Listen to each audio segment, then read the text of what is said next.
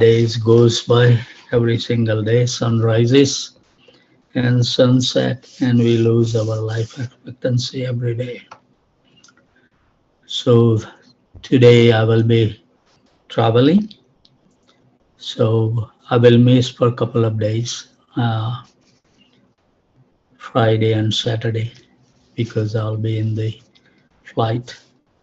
But we will resume. I will start joining from Monday morning and up to the 12th, I think. Then I will have to go to the Badrinath Yatra for until 29th or so. And once I come back from Surat, I will definitely join every day. So we are reading from Krishna book, second volume, chapter number 32. We are beginning a new chapter, Prayers by the Personified Vedas.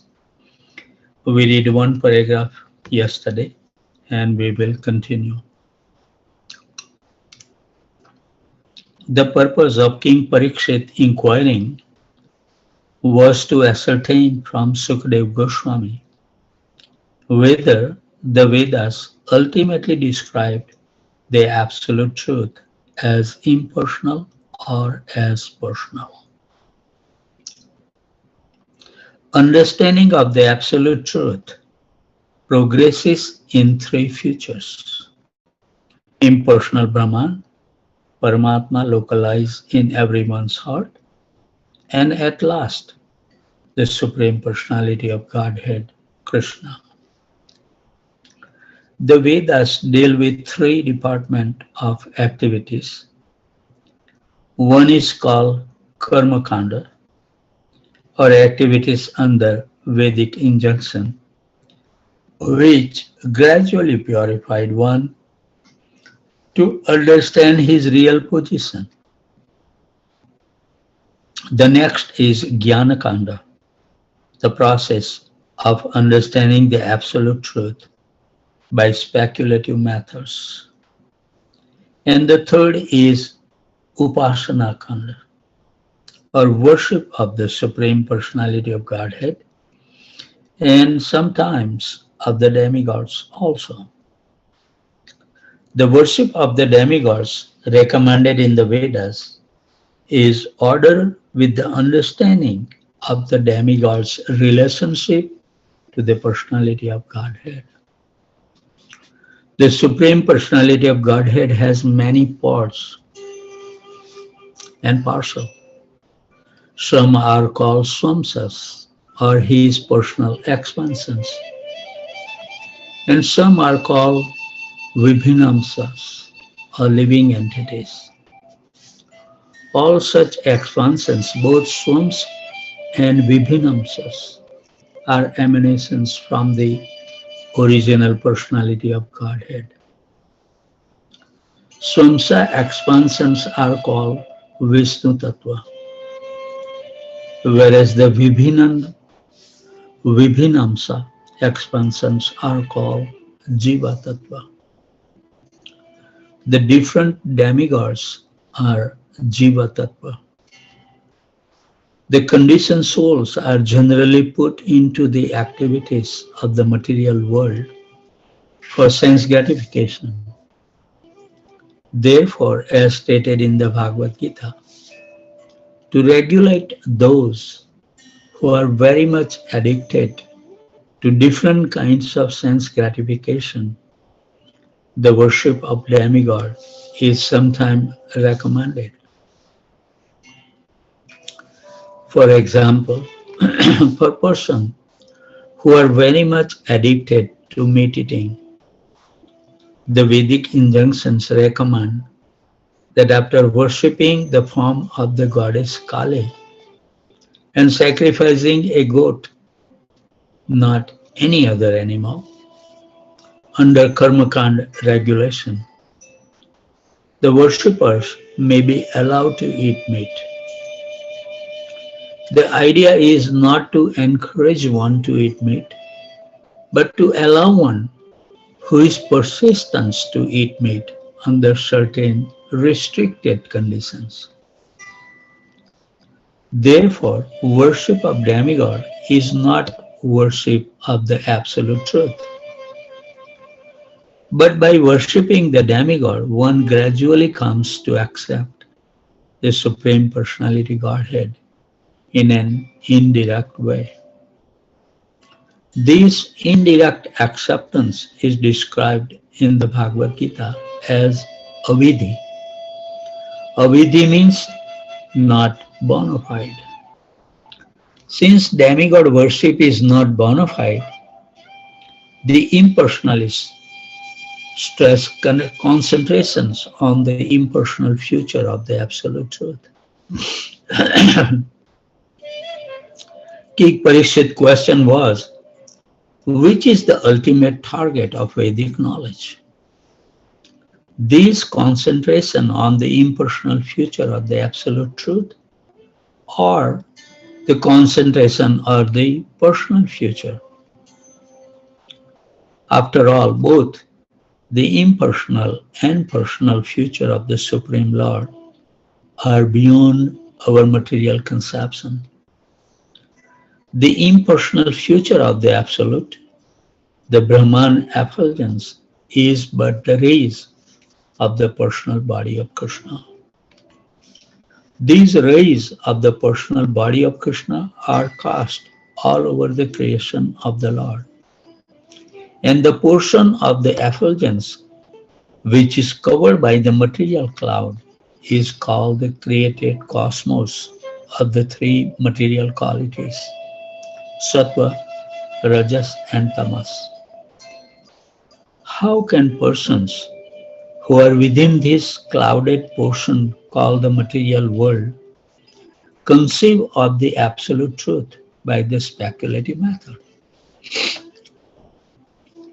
In answering King Parikshit's questions, Sukadeva Goswami replied that the Supreme Personality of Godhead has created the mind, senses, and the living force for the purpose of sense gratification in transmigration from one kind of body to another,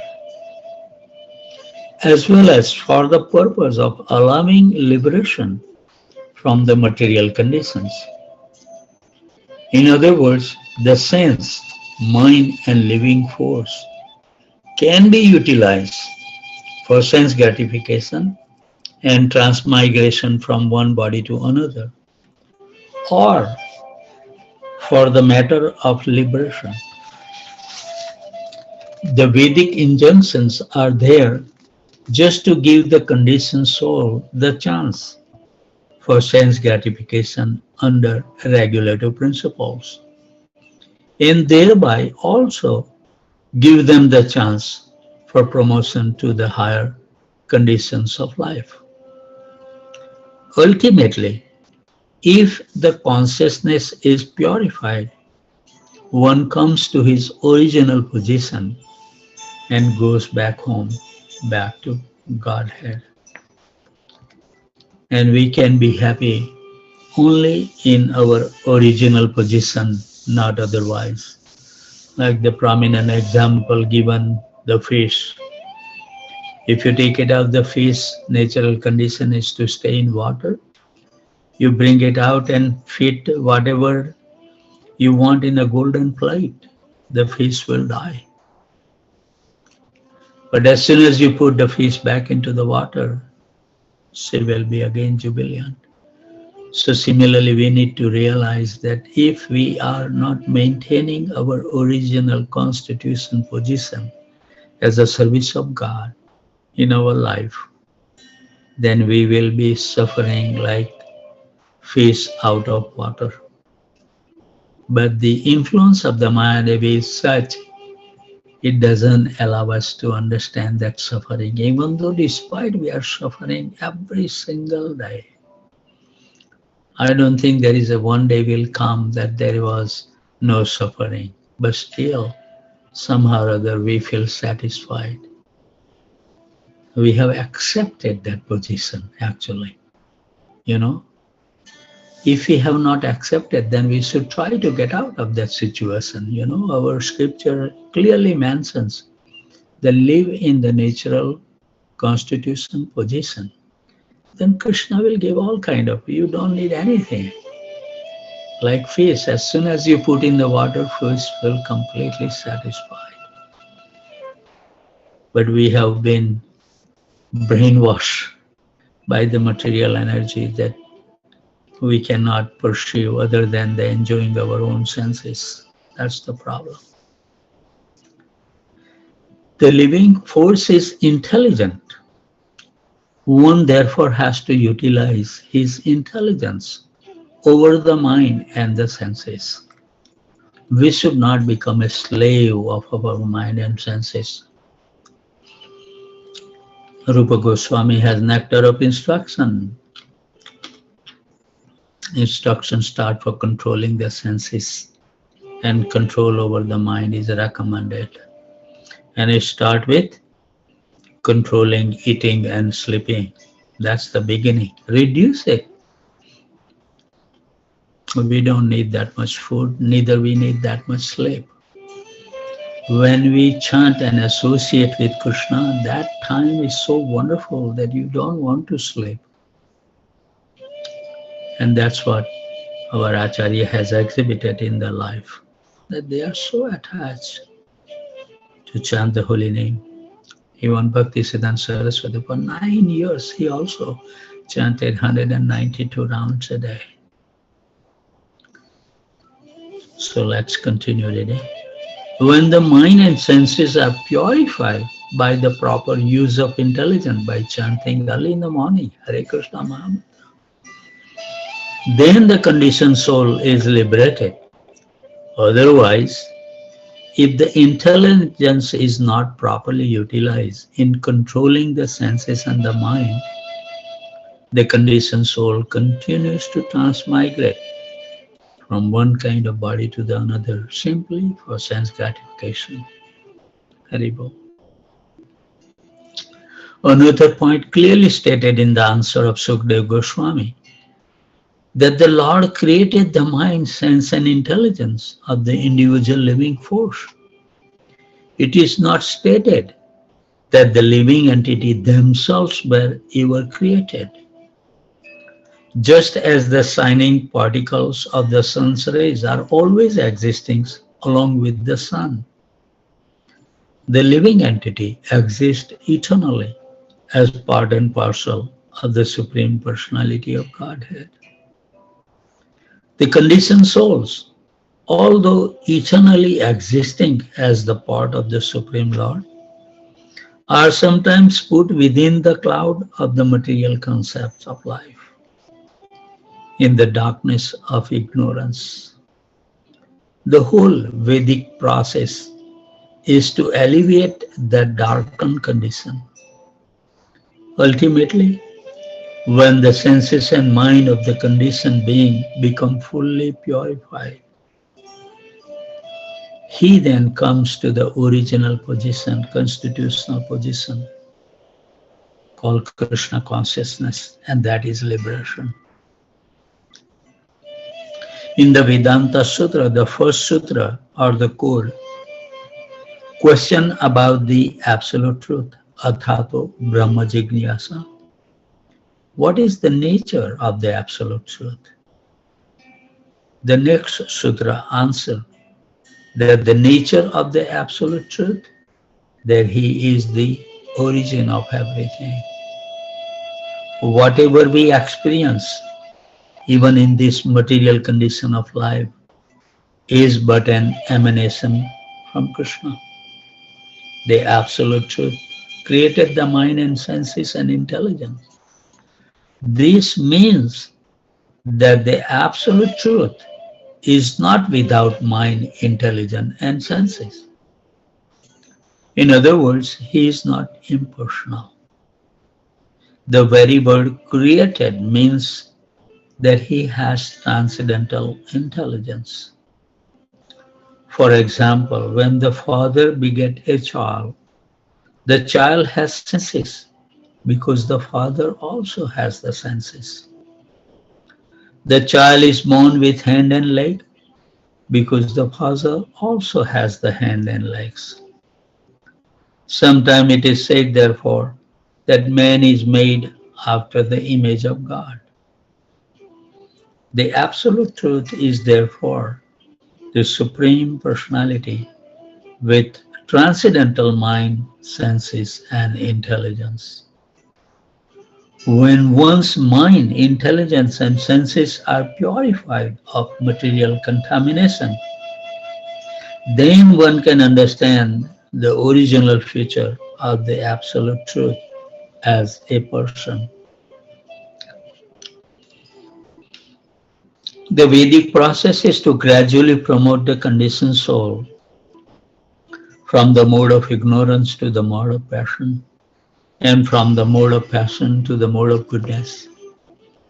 And in the mode of goodness, there is sufficient light for understanding things as they are. Example, from earth a tree grows, and from the wood of the tree fire is ignited. In that igniting process, we first of all find the smoke, and the next stage is heat, and then fire. When there is an actual fire, we can utilize for various purposes. Therefore, fire is the ultimate goal. Similarly, in the gross material stage of life, the quality of ignorance is very much prominent. Dissipation of this ignorance takes place in the gradual progress of civilization from the barbarian stage to civilized life. And when one comes to the form of civilized life, he is said to be in the mode of passion. In the barbarian stage or in the mode of ignorance, the senses are gratified in a very crude way, whereas in the mode of passion or in the civilized stage of life, the senses are gratified in a polished manner. But when one is promoted to the mode of goodness, one can understand that the senses and the mind are only engaged in material activities due to being covered by the perverted consciousness.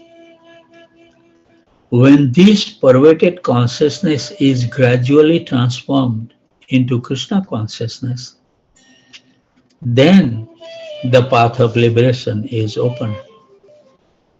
So it is not that one is unable to approach the absolute truth by the senses and the mind. The conclusion is rather that the senses, mind, and intelligence in the gross stage of contamination cannot appreciate the nature of the absolute truth or the holy name. But when purified, the senses, mind, and intelligence can understand what the absolute truth is.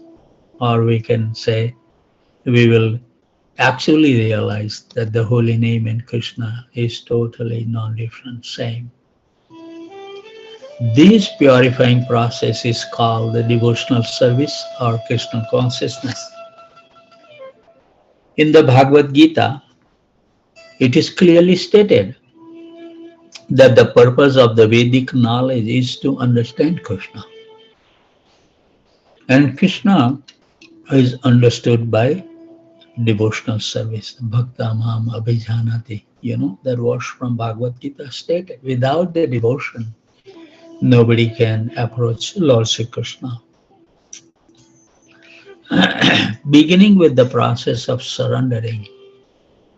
What does really, we need to read these stages of surrenders from Bhaktivinoda Thakur in Gitauli. Wonderful songs he has write about the surrendering process.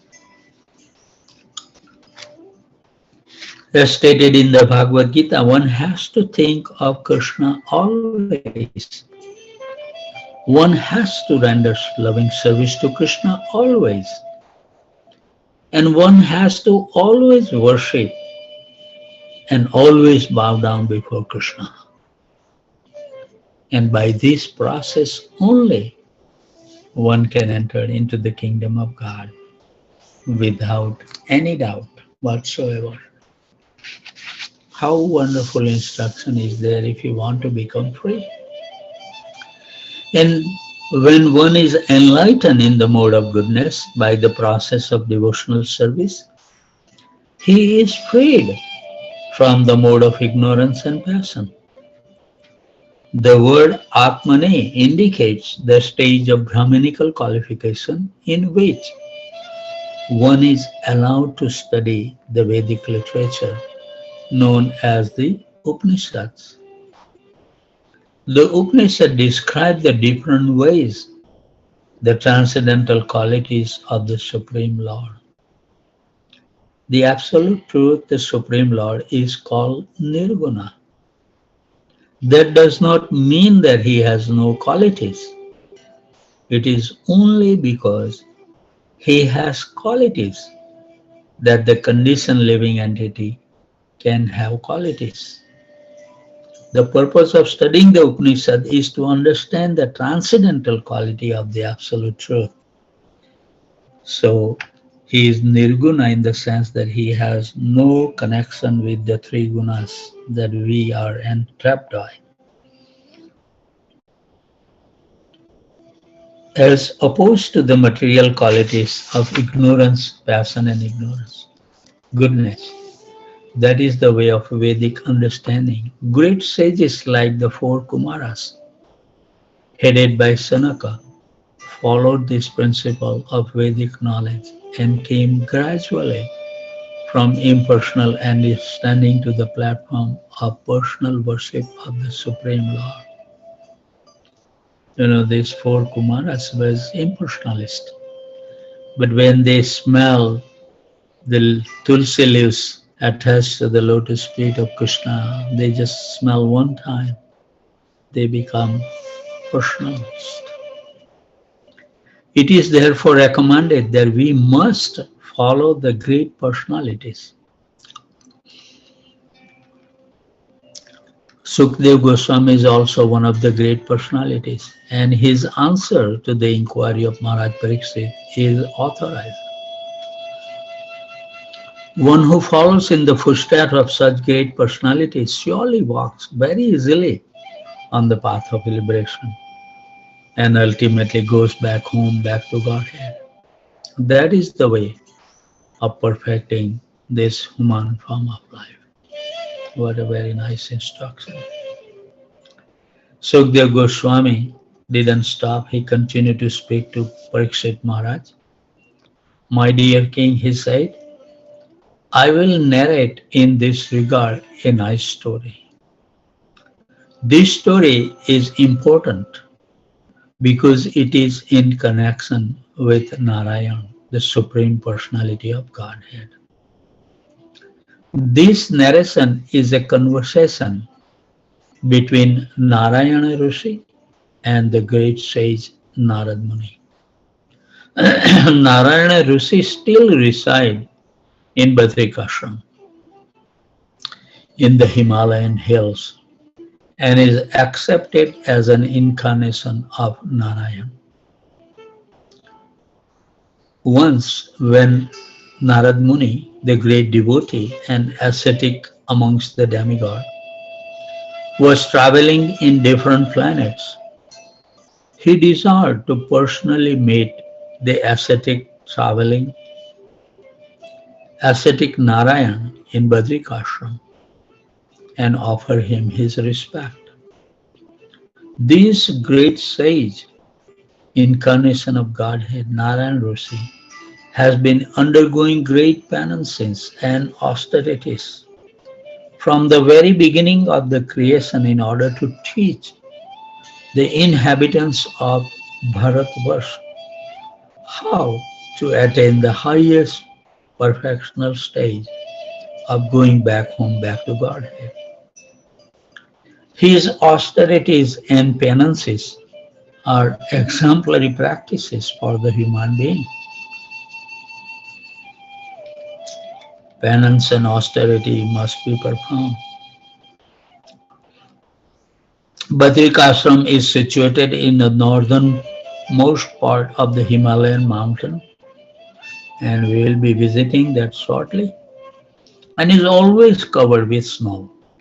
Regions Indians still go to visit this place during the summer season when the snowfall is not very much severe. I was talking to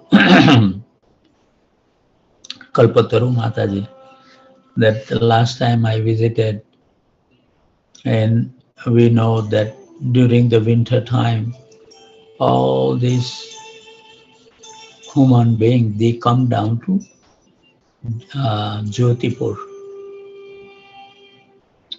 and I think it's Jyotipur.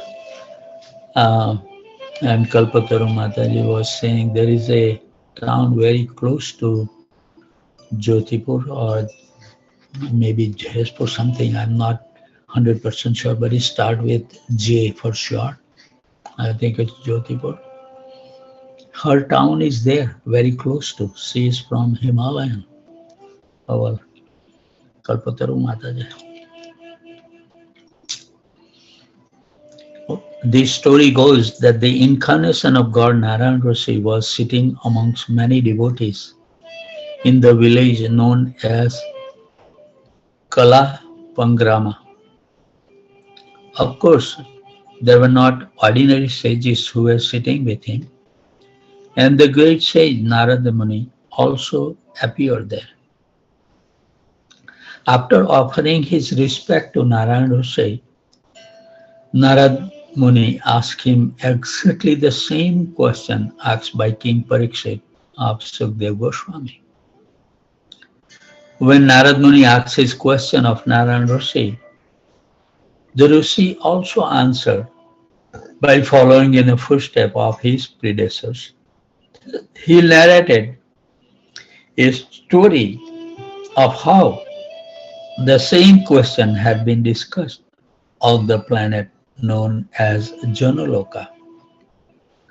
Janaloka is above the Swargaloka planet, such as the moon, Venus, etc. In this planet, great sage and saintly person live.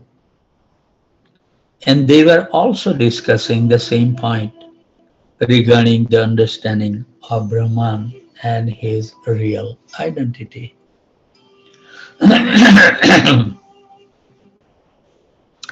The great sage Narayan began to speak.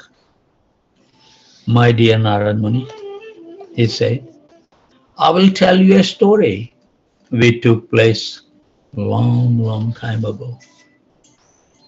There was a great meeting of denizens of the heavenly planet, and almost all of the important brahmacharis, such as the four Kumaras, Sanat, Sanandana, Sanaka, and Sanatan, they attended.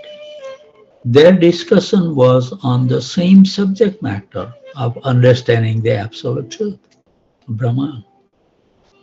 You were not present at that meeting because you went to see my ex-son Aniruddha, who lives on the island of Svetdip.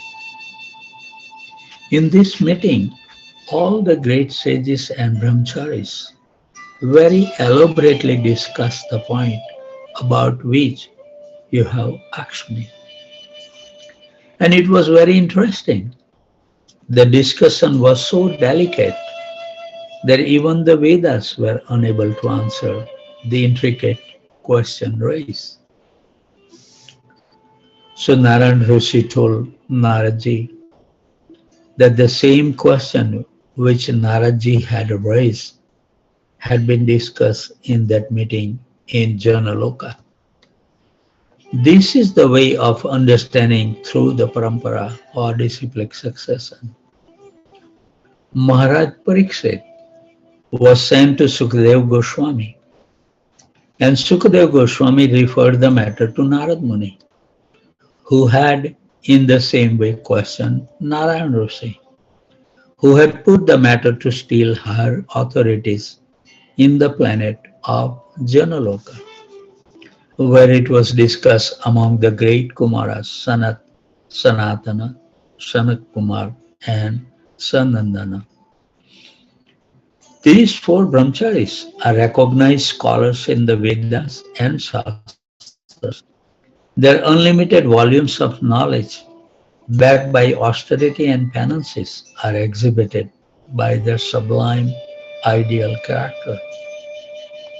They are very amiable and gentle in behavior, and for them there is no distinction between friends, well-wisher, and enemies.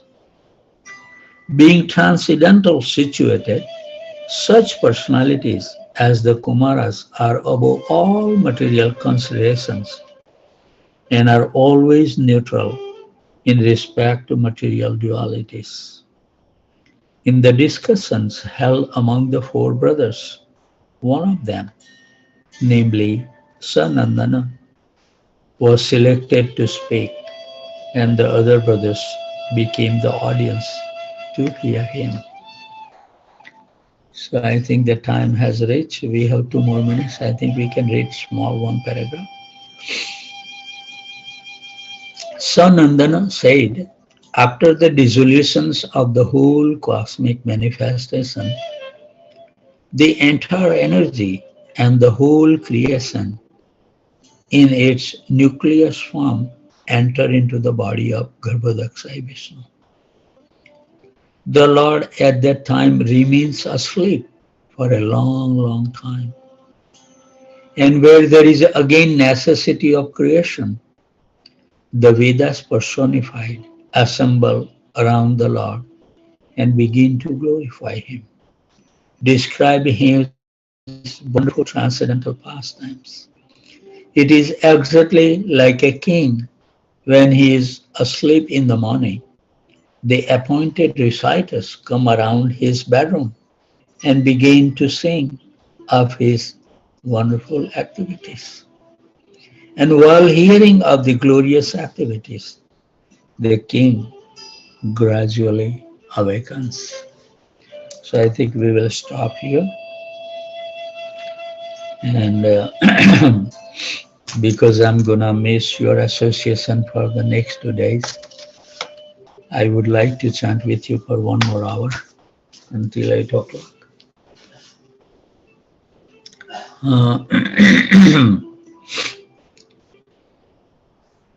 2 to 8.